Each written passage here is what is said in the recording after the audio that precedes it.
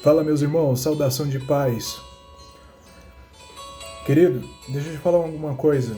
Você está convicto? Você está bem convicto? Essa montanha verde aqui é meu pratinho, tá? Almoçando aqui, decidi falar com vocês. Você está convicto de verdade da sua chamada? Você está convicto de verdade quem é você? Sabe por que eu estou te falando isso? Porque daqui para frente você vai ver e ouvir tanta denúncia, tanto escândalo. Você vai ficar chocado com tanta coisa que você vai estar vendo daqui para frente. E isso significa que se você não tiver convicto da sua chamada, de quem você é, se você não tiver convicto de que tipo de cristão você é, você vai permitir com que o testemunho, os péssimos testemunhos das cobras te tire da presença de Deus. Você vai ficar triste pelo aquilo que você vê dentro da igreja, da pessoa que senta e levanta, que ora, que adora, que está junto de você, que está dentro do mesmo ministério que você, e de repente você vai ver essa pessoa fazendo algo que vai te entristecer muito. E a grande questão é o seguinte: você está convicto da sua chamada? Você sabe quem você é de verdade? Sabe por que eu estou te dizendo isso? Porque as pessoas hoje estão apontando somente a falha das outras pessoas. Para de ficar olhando para essa liderança torta, caída, frustrada. Para de ficar olhando para essas pessoas que não dão bom testemunho, porque são muitas pessoas de fato e de verdade que não dão bom testemunho, que não serve de essência. É muito mais do que templo, é muito mais do que placa. A sua chamada é muito maior do que o templo que você frequenta. A sua chamada, o seu ministério pessoal é muito maior do que a placa na qual você serve. Está entendendo isso?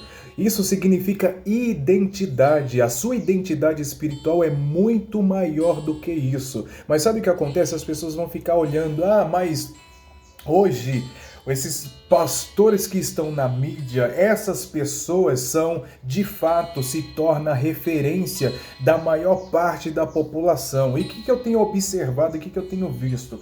Pelo simples fato dessas pessoas estarem na mídia, dessas pessoas estarem na televisão, e essas pessoas também errar, falhar, cometer diversos tipos de erro, automaticamente quem está ali já generaliza todo o povo, como se todo mundo fizesse parte da mesma panelinha, da mesma peneira. Não é assim, não é bem assim. Então eu preciso tomar o máximo de cuidado. Eu tenho que tomar o máximo de cuidado de proteger de verdade a minha própria fé. Você muitas vezes está fraco espiritual, abatido espiritual, anêmico espiritual. Sabe por quê? Porque você está olhando para homens. Você está olhando para quem fala mal, para quem dá mau testemunho, para quem erra. Eu estava dizendo agora há pouco, nesse momento, em uma visita, eu estava dizendo, você não pode comparar uma caixa de laranja e falar que todas as laranjas estão podres. De repente, uma só laranja está podre, mas a caixa inteira está boa. Quando você está dentro da igreja, você vai ver pessoas que estão chegando agora na igreja, congregando agora. Você vai ver pessoas que estão congregando há 1 mês, há 5 meses. Você vai ver pessoas que estão congregando há anos. E cada uma dessas pessoas estão num nível espiritual diferente. Você não pode se ver na vida das outras pessoas. A grande questão é o seguinte: as pessoas estão, infelizmente, as pessoas têm uma grande dificuldade de fato de se conhecer. Daqui para frente, só vai sobreviver espiritualmente, só vai ter uma vida de relevância, de autoridade, quem de fato conhecer a palavra de Deus. Se de fato você é uma pessoa que tem dificuldade de conhecer, que tem ainda no século XXI dificuldade, não conhece de fato os ensinamentos de Cristo, você ainda vai ser uma pessoa muito fácil seduzida ao engano e ao erro. A maior parte dessas multidões que estão seguindo homens que estão se frustrando com homens, que se frustra com o erro das pessoas, sabe qual é? Pessoas que conhecem muito pouco o próprio Cristo, que conhecem muito pouco a própria palavra. E se você não conhecer a palavra do seu Criador, você vai se frustrar demais. Você vai estar com a sua vida espiritual fraca demais. O que eu faço para ter uma vida espiritual boa e de qualidade? Você precisa principalmente ler a palavra. Você precisa fazer, no mínimo, um estudo bíblico. Você precisa, no mínimo, ter uma vida de oração. Você precisa ter, no mínimo, uma vida de consagração. Você precisa entender os princípios de Cristo aqui nessa terra. Você sabia que quando Jesus ele veio nessa terra, já existia uma elite. O povo que governava, os sacerdotes, eles já eram a elite da religião.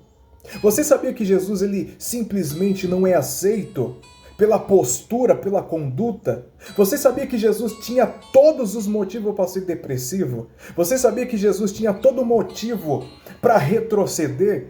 Você sabia que Jesus ele tinha todos os motivos para não querer seguir à frente com a visão nova, com a visão transformadora, com aquilo que ele tinha? Se Jesus de fato não se conhecesse, fosse mais uma Maria vai com as outras, fosse mais um daqueles que segue o que todo mundo segue, anda do jeito que todo mundo anda, se Jesus fosse mais uma dessas pessoas, ele ia se frustrar. Você sabia disso? Sabe por quê? Porque Jesus, ele é caçado, ridicularizado, zombado. A elite não concordava com os meios e os termos de Jesus. Por quê? Quem já se viu a elite caminhar com a ralé? Quem já se viu a elite caminhar com leprosos, prostitutas? Mas Jesus caminhava com essas pessoas. Quem já se viu um sermão que agrada multidões e eles já não tinham mais isso?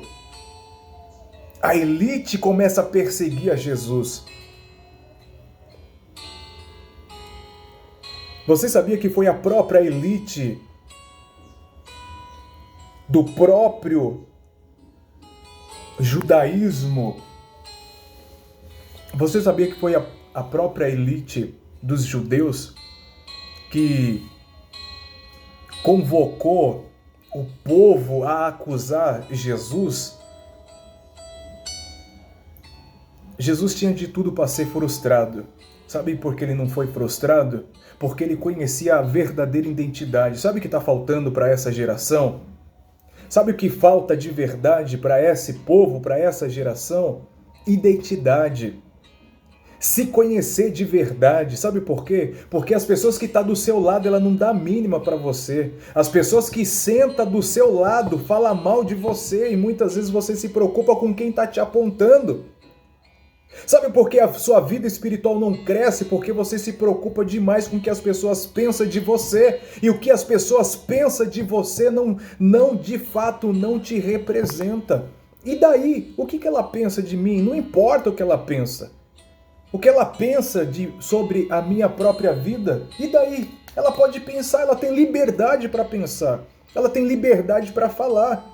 Eu só não posso viver de acordo com aquilo que ela está pensando. Sabe por quê? Porque senão eu deixo de viver, senão eu deixo de crescer, senão eu deixo de avançar. Se você parar para ficar ouvindo, se você ficar preocupado de verdade com essas pessoas, você vai deixar de avançar no reino. Você foi chamado para avançar, foi chamado para ser luz, você foi chamado para ser um general de guerra aqui nessa terra, pois o mundo jaz no poder do maligno e está em trevas. E nós somos embaixadores de Cristo aqui nessa terra. Só que você não pode ser embaixador de Cristo aqui nessa terra e com milhares de conflitos dentro da sua própria cabeça, dentro do seu próprio coração. Com dúvida se hoje é e se amanhã não é, não pode ter. Está na hora de tomar uma posição e mudar de verdade quem você é de verdade no reino de Deus.